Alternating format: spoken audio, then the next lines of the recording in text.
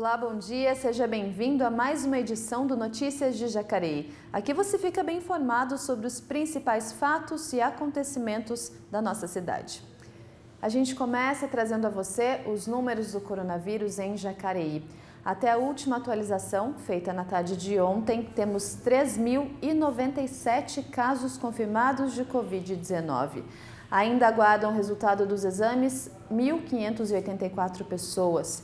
O número de vítimas, infelizmente, também subiu. Já são 135 óbitos confirmados. A notícia boa é que o número de recuperados também cresceu. Já chegamos então a 2.665 pessoas. E a gente volta a falar que o índice da doença ainda é maior entre os homens.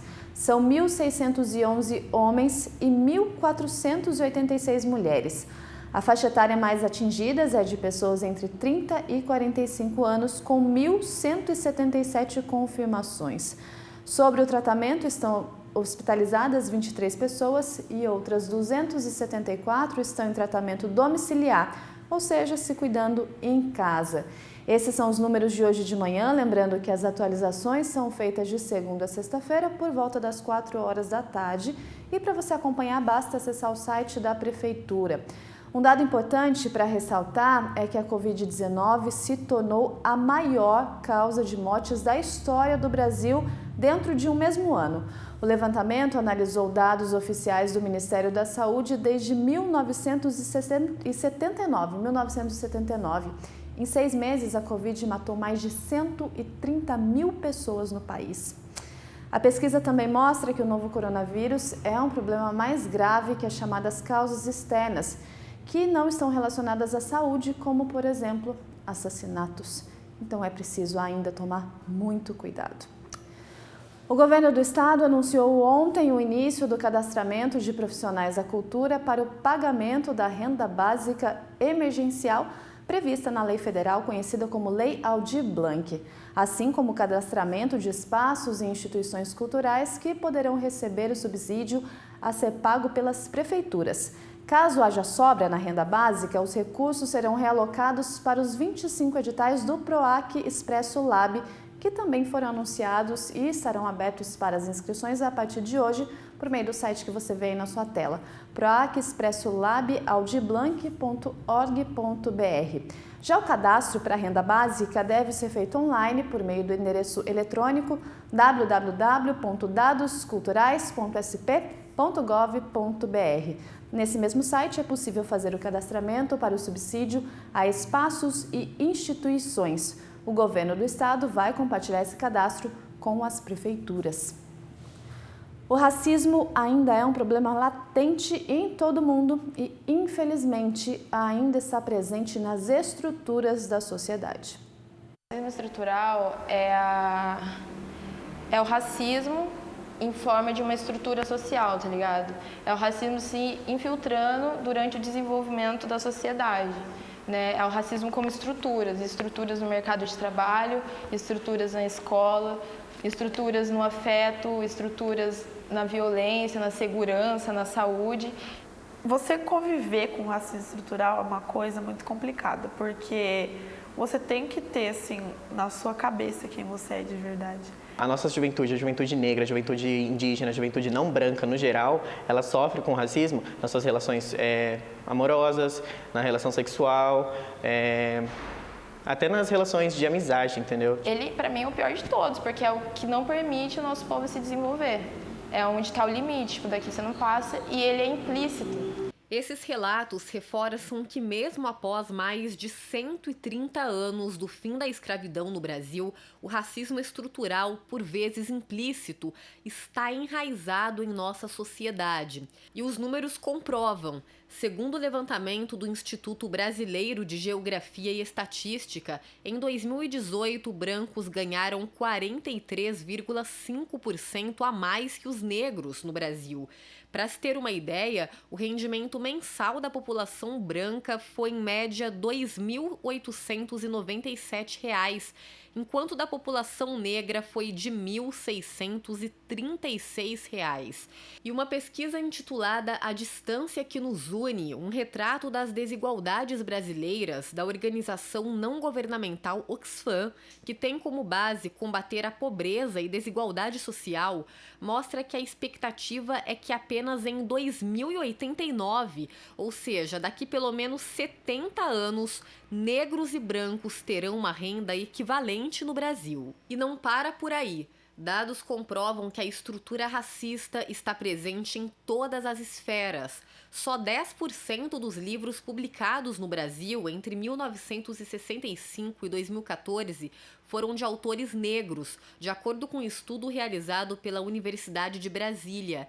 E mais da metade dos protagonistas das histórias são brancos. Hoje, trabalhar e enfrentar o racismo estrutural também nos exige enfrentar o problema das discriminações ou das questões que vêm da classe social e do gênero, Os homens negros no mercado de trabalho, eles serão colocados em postos subalternizados, Então, e no caso, se você pensa, então, as mulheres, você já tem uma luta em torno dessa questão da conquista de direitos iguais, elas ainda têm que encarar a questão da raça, Então, de fato, se eu não trabalho o racismo estrutural com a classe e com o gênero, eu também estou fadada a não conseguir chegar a um equilíbrio maior das relações sociais. A socióloga Lidiane Maciel propõe que a educação e o diálogo, alinhadas a políticas públicas efetivas, sejam elementos primários que vão fazer com que este cenário mude de fato. Se a educação ela é o espaço da formação do cidadão, bem antes de passar no vestibular ou qualquer coisa, esse jovem, essa criança é preparada para estar na sociedade. Se essa escola não apresenta esses elementos para que ele possa refletir sobre o racismo, sobre estar no mundo, sim, a gente está fadado, então, à naturalização desses processos de preconceito e discriminação de ordem racial. Então, é interessante que a gente tenha políticas que sejam do nível do Estado mesmo, políticas públicas permanentes que pensem essa questão. Então, a gente busca correr atrás de política pública, correr atrás de conhecimento, levar informação para a população negra, levar informação da população negra sobre a população negra. Então, por exemplo, literatura. Tem parte da juventude negra que não conhece livros literários que venham da população negra. Então, Maria Carolina de Jesus, ela não é reconhecida pela população negra e ela fala sobre a vivência negra. Então, o nosso papel como coletivo na luta é levar conhecimento. Queridas crianças do futuro, as coisas mudaram? Eu gostaria de saber se um pouquinho de melanina ainda te faz sofrer. E realmente espero que a questão genética seja fácil de entender, que cota não seja esmola, que a cada 23 minutos um pretinho nasça e que preto tenha uma cor e não raça. Apanho da polícia e recebo olhar torto, sou observada no shopping e sei, a cada 23 minutos um preto é morto, pela cor da pele e por vocês. Para ver um futuro onde o preto não se esconde, para ver os guris jogando capoeira e as gurinhas usando turbante, livres da sociedade ignorante, pois não sou cão para ter raça, não preciso ser empregada e não senhora, eu não sou ladra. Seremos cotistas com a mais bela graduação, pretos que andam na contramão, cuja única arma são os versos, traficando informação, um afro-brasileiro de sucesso. O Serasa lançou ontem uma ação para facilitar o pagamento de dívidas com desconto de até 50% nos valores devidos. A iniciativa possibilita a renegociação de dívidas, especialmente com lojas, bancos e empresas de telefonia e internet. Para consultar as possibilidades de negociação, o consumidor deve acessar a plataforma do Serasa Limpa Nome, onde é possível consultar se há dívidas pendentes a partir do número do CPF e fazer a negociação por meio do aplicativo de celular. Você já pensou se o lixo que produzimos gerasse energia de forma sustentável? Seria ótimo, né? Esse tipo de solução, sem gerar danos ao meio ambiente, está em desenvolvimento no Brasil. E a gente vai conhecer agora um projeto modelo em São Paulo.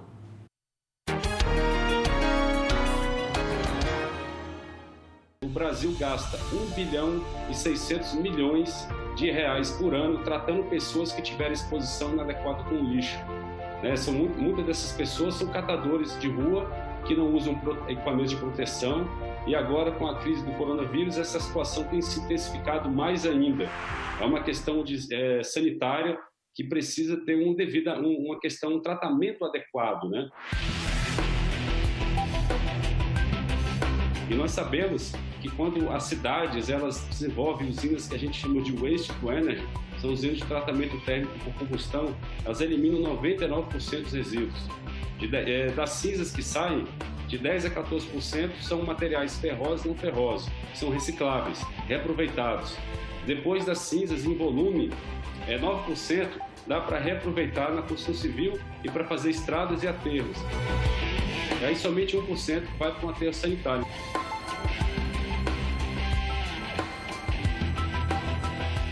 Os municípios, 60% deles estão extremamente endividados.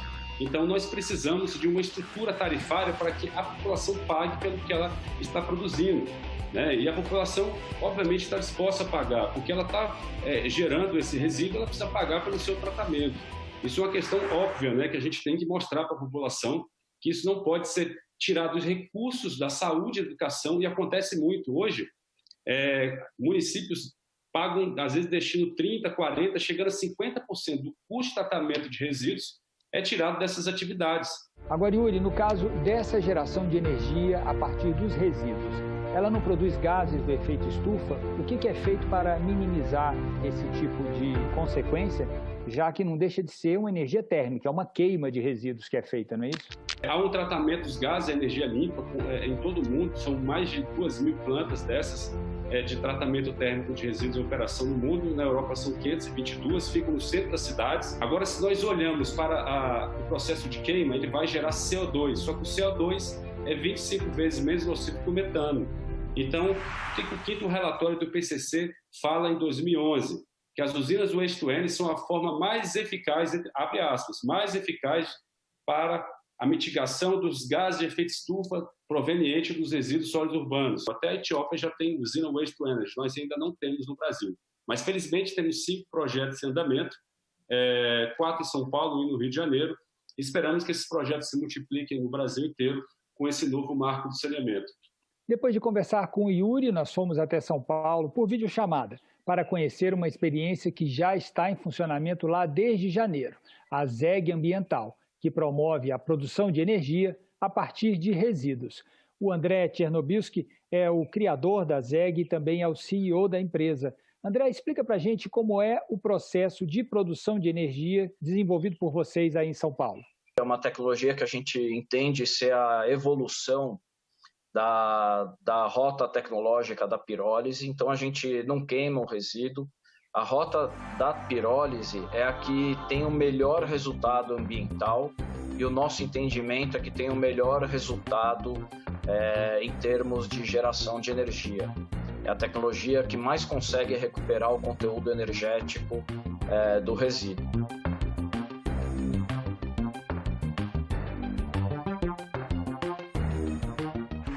Essa geração que vocês fazem, ela não emite CO2, metano, não emite gases do efeito estufa? A gente já fez alguns balanços com relação a gases de efeito estufa.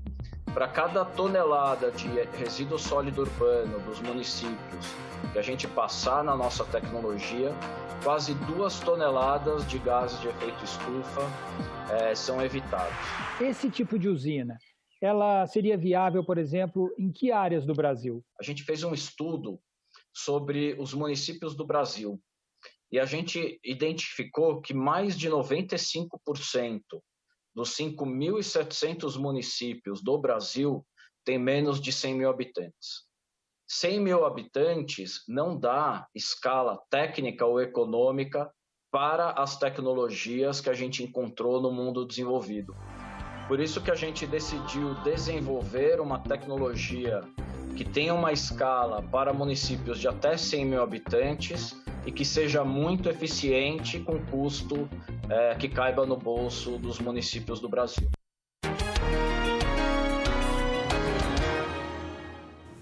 Beneficiários do Bolsa Família começaram a receber a primeira das 4 parcelas do auxílio emergencial residual de R$ 300. Os primeiros a receber são aqueles cujo número final do NIS é o 1. O calendário segue a numeração do benefício até o dia 30 de setembro. Já para os trabalhadores cadastrados via aplicativo, ainda não tem um calendário definido e nem disponível. É possível consultar a situação do benefício pelo aplicativo do Auxílio Emergencial ou também pelo site auxilio.caixa.gov.br.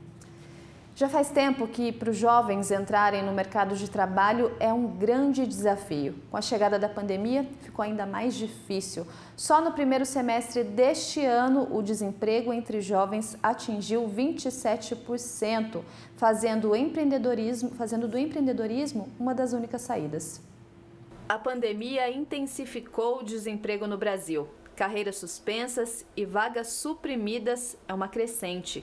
No topo da lista dos mais afetados estão os jovens. A taxa de desemprego entre pessoas de 18 a 24 anos atingiu 27,1% no primeiro semestre deste ano, segundo o IBGE. Os jovens, eles são mais afetados por questões de experiência, pelo fato de também a mão de obra mais experiente ser a mais demandada no momento de crise, e os empresários também, eles buscam por condições de que favoreçam as suas operações, as suas atividades, e com isso os jovens muitas vezes são preteridos em relação à experiência deles. De forma macroeconômica, a perspectiva do PIB, que é negativa, de aproximadamente 6%, o aumento previsto da inflação e as taxas de juros são obstáculos para o jovem que não consegue emprego e, como alternativa, busca empreender. Nós temos uma inflação baixa, mas é uma inflação baixa decorrente da falta de condições da população de ter acesso ou comprar os seus produtos. Temos indicadores aí que apontam uma inflação crescente, né, para o ano que vem. E nós temos uma taxa de juros que, por mais que esteja mais baixa da história, ela ainda não tem surtido a sua eficácia, tendo em vista os juros bancários convencionais e a dificuldade de acesso ao crédito para o micro e pequeno empreendedor, principalmente se for iniciante e jovem. Dentro desse cenário está a Letícia, de 20 anos, que teve a primeira experiência no mercado de trabalho na área de vendas em um shopping center, mas por conta da pandemia, ela perdeu o emprego. Foi aí que decidiu empreender. No começo foi um pouco, acho que desafiador, sabe? E um pouco, às vezes, deu uma desanimada. Mas eu acho que faz parte do processo, né? Ninguém começa lá em cima já e todo pequeno passo é importante. Ela investiu o dinheiro que recebeu da demissão juntamente com o empréstimo em uma loja online que vende prata, brincos, anéis e pulseiras. Ela compra os produtos, faz a divulgação pelas redes sociais e depois da venda fechada, sai para entrega. O planejamento faz a falta de experiência perder a força e, apesar do desafio, ela acredita que vai levar o projeto adiante, mesmo quando trabalhar em outra área. E desde mais nova, eu sempre tentei entrar no mercado de trabalho, sempre foi um desafio muito grande. Então, acho que nesse momento pandêmico que a gente está vivendo, a gente tem que procurar outras alternativas. Ela faz parte do grupo de empreendedores por necessidade, onde a pessoa usa os recursos para abrir um negócio por falta de oportunidade no mercado. Por isso, capacitação e planejamento são elementos fundamentais para o sucesso. Para o jovem vai contar muito da criatividade, né? As alternativas hoje disponíveis com a internet e outros meios de comunicação digital ou atividade digital proporcionam as condições e o acesso para a criatividade. Mas também a criatividade tem que estar acompanhada de um bom processo de gestão, de organização, da administração de todo o conjunto. Nesse ponto, para os jovens, há dificuldade principalmente de colocar o quanto vale o seu trabalho e saber mensurá-lo é uma situação na qual se torna necessária. Que a coragem da Letícia faça diferença para mudar a realidade de toda uma geração, que além de enfrentar taxas altíssimas de desemprego, encara uma pandemia.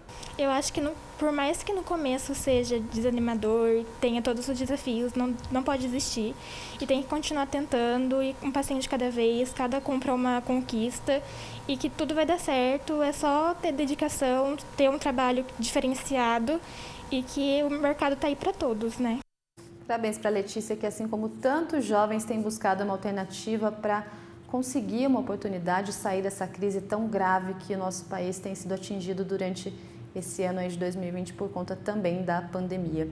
A gente fica por aqui, lembrando que mais informações sobre o Poder Legislativo você confere no nosso site e as atualizações que acontecem todos os dias no período da tarde sobre o novo coronavírus você acompanha no portal de informações da Prefeitura. Boa tarde para você, se cuide e até amanhã.